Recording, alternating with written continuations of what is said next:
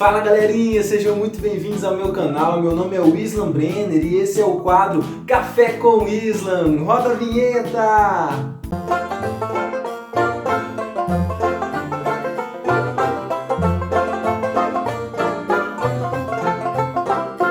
Nesse quadro nós falamos sobre diversos assuntos relacionados à nossa fé e no vídeo de hoje você vai descobrir se a fidelidade é uma opressão imposta pela igreja, se é possível se separar e se é obrigado ter filhos. Esse vídeo aqui é o quarto que eu falo sobre o sacramento do matrimônio. Se você ainda não assistiu esses outros três aqui, eu vou deixar o link da playlist aqui na descrição ou no card aqui do lado. Corre lá e assiste. Os esposos cristãos recebem de Cristo uma graça própria do sacramento do matrimônio. Essa graça é destinada a aperfeiçoar o amor dos cônjuges e a fortalecer sua unidade indissolúvel. Sim, por meio dela, eles auxiliam-se mutuamente para chegarem à santidade pela vida conjugal e pela procriação e educação dos filhos. Uau, que linda missão desse sacramento, né? A igual dignidade pessoal que se deve reconhecer à mulher e ao homem no amor pleno que tem um pelo outro, manifesta claramente a unidade do matrimônio confirmada pelo Senhor. Se você pegar, por exemplo, a poligamia,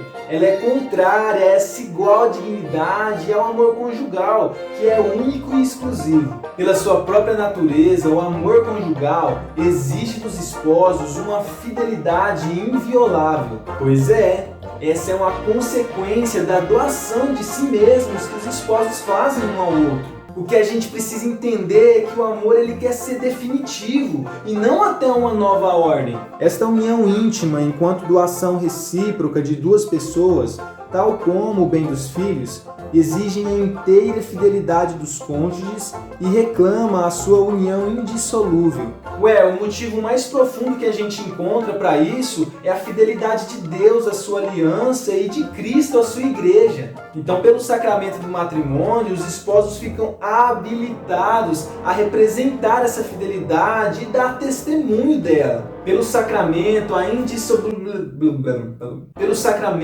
indissolubilidade do matrimônio adquire um sentido novo e mais profundo. Pode parecer difícil, até mesmo impossível ligar-se por toda uma vida a um ser humano. Por isso mesmo, é da maior importância anunciar a boa nova de que Deus nos ama com um amor definitivo e irrevogável, de que os esposos participam deste amor que os conduz e os sustém, e de que pela sua fidelidade podem ser testemunhas do amor fiel de Deus. Só que, no entanto, há situações que a coabitação matrimonial se torna praticamente impossível pelas mais diversas razões. Nesse caso, a igreja admite a separação física dos esposos e o fim da coabitação. Mas viu que eu falei física, né? Os esposos não deixam de ser marido e mulher perante Deus. Eles não estão livres para contrair uma nova união não, viu? Nessa situação difícil, a melhor solução seria, se possível, a reconciliação. Toda a comunidade cristã é chamada a ajudar essas pessoas a viverem cristamente a sua situação, ou seja, na fidelidade ao vínculo do seu matrimônio, que continua indissolúvel. Gente, infelizmente, hoje em dia, em muitos países, são numerosos os católicos que recorrem ao divórcio em conformidade com as leis civis e buscam uma nova união civil. É complicada essa situação, viu? Mas a igreja ela mantém por fidelidade a palavra de Jesus Cristo. Quem repudia a sua mulher e casa com outra, comete adultério em relação à primeira.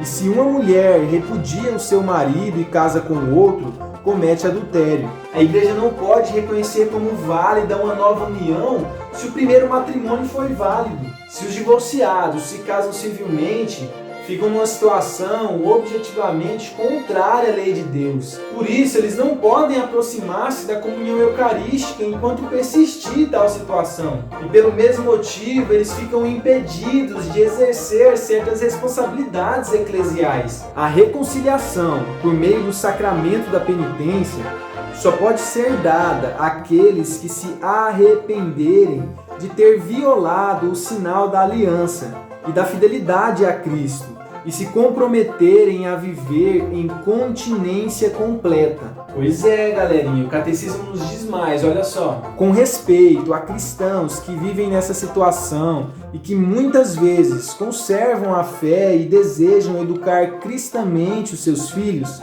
os sacerdotes e toda a comunidade devem dar provas de uma solicitude atenta para que eles não se sintam separados da igreja, em cuja vida podem e devem participar como batizados que são. Então, se você conhece uma pessoa assim, por favor, nada de excluí-las, viu? Ô Isla, me tira uma dúvida aqui. Acho que você leu alguma coisa aí falando sobre filhos.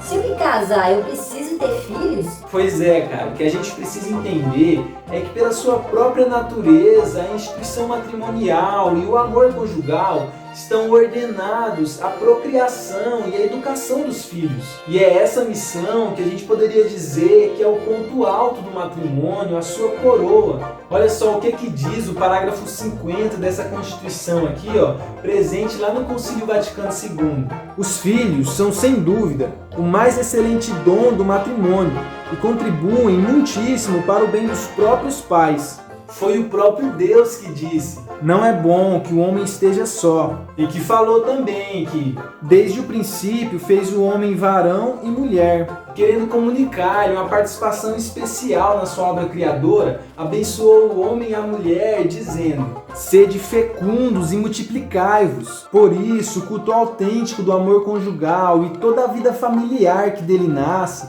sem pôr de lado os outros fins do matrimônio, tendem a que os esposos, com fortaleza de ânimo, estejam dispostos a colaborar com o amor do Criador e do Salvador, que por meio deles aumenta continuamente e enriquece a sua família. A fecundidade do amor conjugal estende-se aos frutos da vida moral, espiritual e sobrenatural que os pais transmitem aos filhos pela educação.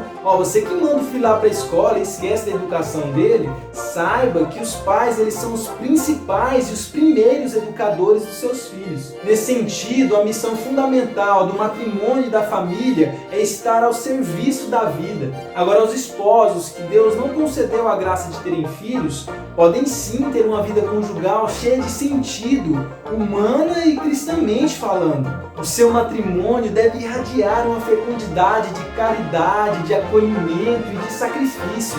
Nos nossos dias, no mundo cada vez mais estranho e até mesmo hostil à fé, é cada vez mais importante as famílias crentes, as famílias cristãs, que são como que focos de fé viva e radiante. É por isso que o Concílio Vaticano II chama a família utilizando uma antiga expressão, eclésia doméstica ou igreja doméstica. É no seio da família que os pais são, pela palavra e pelo exemplo, os primeiros arautos da fé para os seus filhos. E ao fazerem isso, eles auxiliam seus filhos ao serviço da vocação própria de cada um, e especialmente a vocação consagrada. É aqui que se exerce de modo privilegiado o sacerdócio batismal do pai, da mãe, dos filhos, ou seja, de toda a família.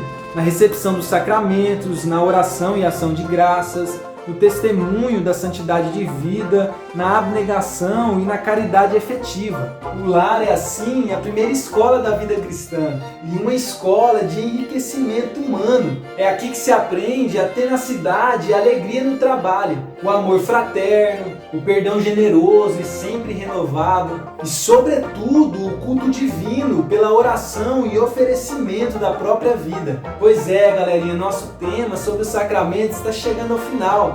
Mas nós vamos falar de outros temas muito importantes aqui também, hein? Por exemplo, você já ouviu falar dos 5 mandamentos da igreja? Não? Então você está de sorte, eu gravei um vídeo muito legal falando sobre isso, e eu vou deixar o link aqui na descrição ou no card aqui do lado, beleza? E aí, gostou do vídeo? Então não deixa de dar o seu like, se inscreve aí no canal se você ainda não é inscrito e ativa o sininho das notificações para você ficar sempre por dentro dos novos vídeos que eu vou postando aqui no canal. Compartilha também para o maior número possível de pessoas que você conseguir e comenta aí, fala o que você achou desse vídeo e dos outros vídeos que eu vou postando aqui no canal. Me segue também no Instagram, lá eu posto uma série de conteúdos bem legais e conteúdos musicais também. Vou deixar o link aqui na descrição, beleza? O conteúdo desse vídeo foi retirado do Catecismo da Igreja Católica, parágrafos 1641 a 1658. Eu vou deixar o link do catecismo aqui na descrição também, viu? É isso aí, galerinha, por hoje é só, nos vemos no próximo vídeo, hein? Fui! Ele me ama.